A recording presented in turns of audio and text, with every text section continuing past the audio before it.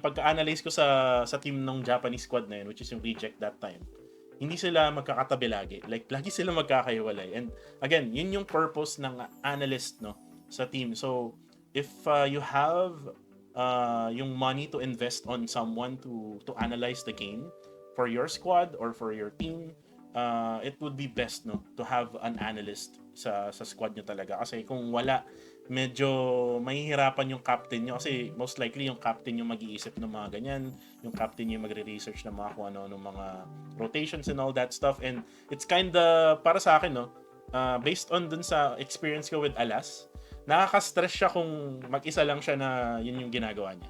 Right? I mean, Sir Mox, do you agree with that?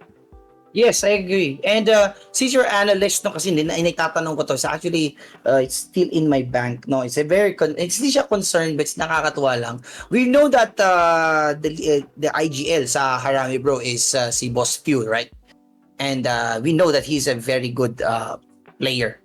Look, I just want to ask Sir Kuko na since hindi ko masasabi na you're a former analyst. I believe you're still a analyst right now. He up until today, no? Na kumukonsult kami sa'yo.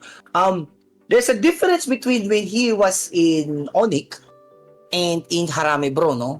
Can you tell us po, no, just to clarify and based on your evaluations, no, ano ang parang nagbago sa tactical style ni or play style ni Pew from Onyx to Harame Bro? Kasi we know that si Pew nung sa Onyx is talagang we've always seen him na nagtatago talaga siya sa isang lugar and he does not want to go out, tas stacking all of these 10 to 15 med kits tapos inaabangan lang yung last minute circle. So we also want to know what is the difference that gives him a consistency, no? Kasi of course there's a changes, ika nga nasabi mo dati, there's always a new meta.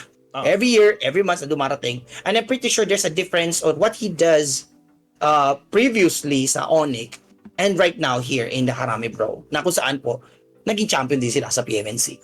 Well, one thing na pwede kong sabihin na nagbago kay Few is yung aggressiveness ni Few.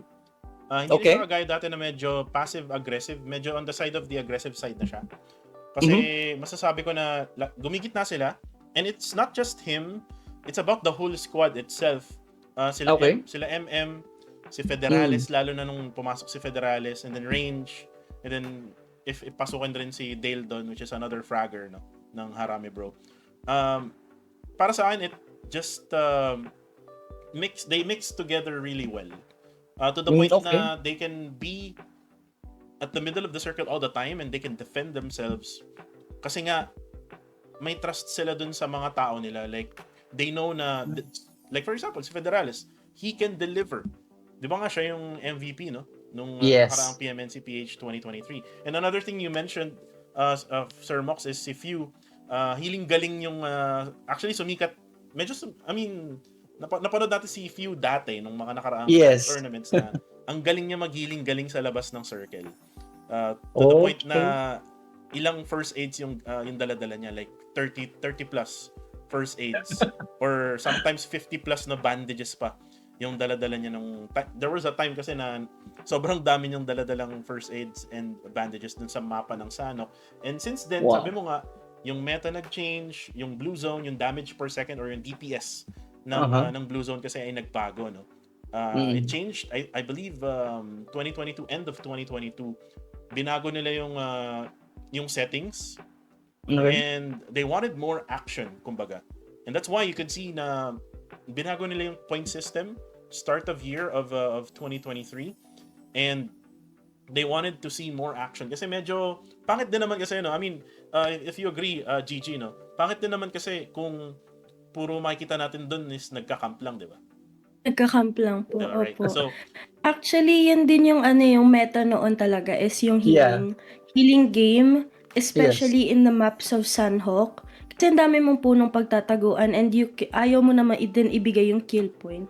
And yeah, yung point system noon, I believe it's like 20 points before for the chicken dinner. Actually, nung panahon natin, nung season 2, season 3 yata yun, kung di ako nagkakamali. Yung winner chicken dinner was 30 points, guys. Sa mga bata diyan na nanonood ng PUBG Mobile or naglalaro ng PUBG Mobile na napapanood to ngayon, winner chicken dinner before was 30 points. So from Laki. 30 points it went down to 10 points now. Kaya sobrang halaga talaga ng positioning no dati. Like lahat talaga ng teams gumigit na. And then if you look at PMNC now, yung ibang teams like for example Dread Esports, they kind of start like at the edge of the circle and then they move their way inside to the middle of the circle around maybe 4th or 5th phase ng circle.